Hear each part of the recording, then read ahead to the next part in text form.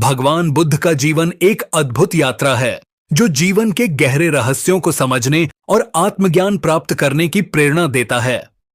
सिद्धार्थ गौतम के रूप में जन्म लेने से लेकर भगवान बुद्ध बनने तक की उनकी यात्रा हमें जीवन की सच्चाई, दुख, तृष्णा और आत्मज्ञान के बारे में कई मूल्यवान सीख देती है। इस कहानी में हम भगवान बुद्ध के जीवन और उनकी शिक्षाओं को विस्तार से समझेंगे। सिद्धार्थ का प्रारंभिक जीवन। भगवान बुद्ध का जन्म लगभग 563 ईसा पूर्व नेपाल के लुम्बिनी नामक स्थान पर हुआ था। उनके पिता राजा शुद्धोधन थे जो शाक्य गणराज्य के राजा थे और माता माया देवी थीं। जन्म के समय उनका नाम सिद्धार्थ रखा गया, जिसका अर्थ होता है वह जो अपना उद्देश्य प्राप्त कर ले। शाही परिवार में जन्म लेने के कारण उनका पालन पोषण अत्यंत समृद्धि और ऐश्वर्य में हुआ।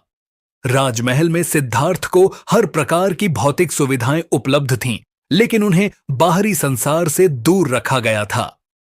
राजा शुद्धोधन चाहते थे कि सिद्धार्थ को संसार के दुखों का कोई अनुभव न हो, इसलिए उन्होंने उन्हें महल के भीतर ही सुख सुविधाओं में डुबो दिया। हालांकि एक आर्षि ने सिद्धार्थ के जन्म के समय भविष्यवाणी की थी कि यह बालक या तो एक महान सम्राट बनेगा या एक महान संत। इस भविष्यवाणी से राजा चिंतित हो गए, क्योंकि वे चाहते थे कि उनका पुत्र भविष्य में राजा बने, न कि सन्यासी। इसलिए उन्होंने सिद्धार्थ को जीवन के कष्टों और दुखों से दूर रखने का हर संभव प्रयास किया। संसार के दुखों से सामना सिद्धार्थ का जीवन बहुत ही सुखमय और समृद्ध था, लेकिन जैसे जैसे वह बड़े होते गए, उनके मन में संसार को जानने की उत्सुकता बढ़ती गई। उन्होंने महल से बाहर निकलने की इच्छा जताई। एक दिन जब वह महल से बाहर निकले तो उन्होंने 4 दृश्य देखे जिन्होंने उनके जीवन की दिशा को पूरी तरह से बदल दिया। वृद्ध व्यक्ति। सबसे पहले उन्होंने एक बहुत वृद्ध व्यक्ति को देखा जो कमर झुकाए चल रहा था और बहुत कमजोर था। सिद्धार्थ ने पहले कभी ऐसा दृश्य नहीं देखा था। उन्होंने अपने सारथी से पूछा, यह व्यक्ति ऐसा क्यों है? सारथी ने उत्तर दिया, यह व्यक्ति वृद्ध हो गया है। हर व्यक्ति एक दिन बूढ़ा होता है। बीमार व्यक्ति। अगले दृश्य में उन्होंने एक बीमार व्यक्ति को देखा जो दर्द और कष्ट में था। सिद्धार्थ ने फिर पूछा, इस व्यक्ति को क्या हुआ है? सारथी ने कहा, यह व्यक्ति बीमार है। हर व्यक्ति किसी न किसी समय बीमार पड़ता है। मृत व्यक्ति। तीसरे दृश्य में सिद्धार्थ ने एक शव यात्रा देखी। उन्होंने पूछा, यह क्या हो रहा है? सारथी ने उत्तर दिया, यह व्यक्ति मर चुका है। यह शव है और लोग इसे अंतिम संस्कार के लिए ले जा रहे हैं। मृत्यु अटल है और इसे कोई नहीं टाल सकता। सन्यासी। चौथे दृश्य में सिद्धार्थ ने एक सन्यासी को देखा जो शांत और सुखी लग रहा था। उन्होंने पूछा, यह व्यक्ति कौन है? सारथी ने कहा, यह व्यक्ति संसार की मोहमाया छोड़कर आत्मज्ञान की खोज में निकला हुआ एक सन्यासी है। इन 4 दृश्यों ने सिद्धार्थ के जीवन की दृष्टि को पूरी तरह से बदल दिया। उन्हें यह एहसास हुआ कि संसार में दुख, बीमारी, वृद्धावस्था और मृत्यु अनिवार्य हैं। ये सभी जीवन का अटूट हिस्सा हैं जिनसे कोई भी बच नहीं सकता। महाभिनिष्क्रमण। संसार का त्याग। इन दृश्यों ने सिद्धार्थ के मन में गहरे सवाल उठाए। वह सोचने लगे कि यदि जीवन में दुख, बीमारी, वृद्धावस्था और मृत्यु अटल हैं, तो इसका समाधान क्या है? इसी सोच में डूबे सिद्धार्थ ने संसार के सुखों को त्यागने और आत्मज्ञान की खोज करने का निश्चय किया। उन्होंने 29 वर्ष की आयु में अपनी पत्नी यशोधरा और नवजात पुत्र राहुल को छोड़कर संन्यास लेने का निर्णय लिया। इस घटना को महाभिनिष्क्रमण के नाम से जाना जाता है, जिसका अर्थ है महान त्याग। आत्मज्ञान की खोज। सिद्धार्थ ने संन्यास लेने के बाद कई वर्षों तक विभिन्न गुरुओं से शिक्षा प्राप्त की। उन्होंने तपस्या और ध्यान के विभिन्न मार्गों को अपनाया, लेकिन उन्हें संतोष नहीं मिला। उन्होंने कठोर तपस्या भी की, जिसमें उन्होंने भोजन और पानी तक का त्याग कर दिया, लेकिन इससे भी उन्हें आत्मज्ञान प्राप्त नहीं हुआ। उनके शरीर की स्थिति अत्यंत दुर्बल हो गई थी, लेकिन उनके मन की शांति अभी भी नहीं मिल पाई थी। तब उन्होंने यह समझा कि अत्यधिक कठोरता या अत्यधिक भोग दोनों ही आत्मज्ञान के मार्ग में बाधक हैं।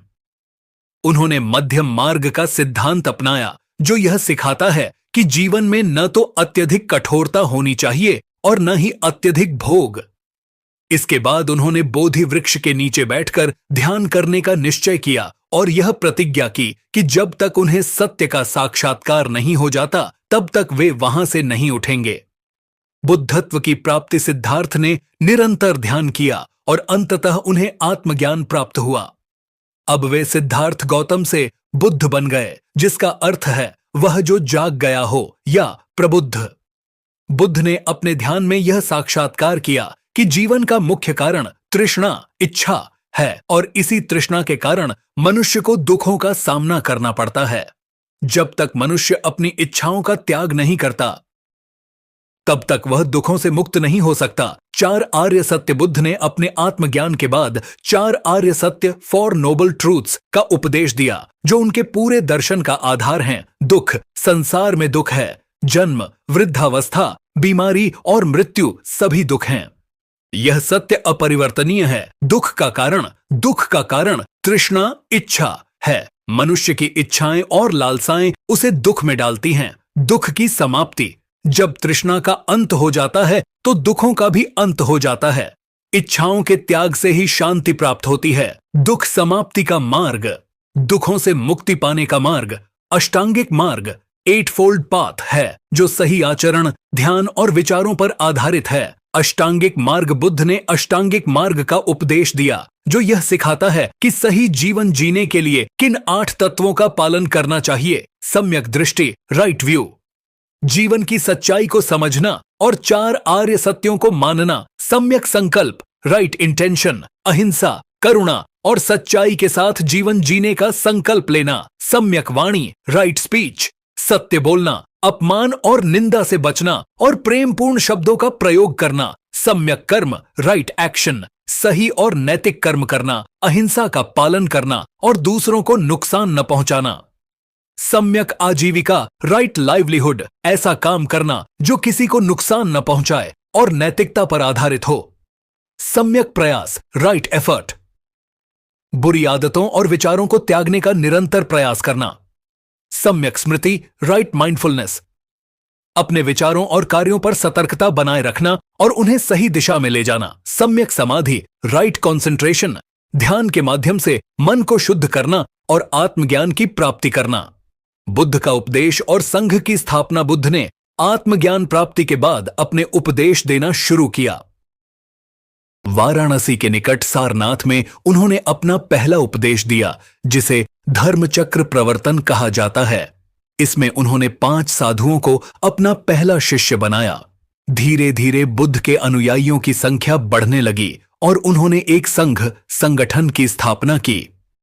उनके संघ में भिक्षु और भिक्षुणियां शामिल हुए, जिन्होंने उनके उपदेशों का पालन किया और संसार में बुद्ध के संदेश को फैलाया। बौद्ध धर्म की शिक्षाएं, बुद्ध की शिक्षाएं मुख्य रूप से करुणा, अहिंसा और समता पर आधारित थीं। उनका मानना था कि सभी प्राणियों को समान रूप से सम्मान और प्रेम मिलना चाहिए। उन्होंने जाति, धर्म और वर्ग भेदभाव का विरोध किया और लोगों को सिखाया कि केवल नैतिकता और आत्मज्ञान ही सच्ची मुक्ति की ओर ले जा सकते हैं।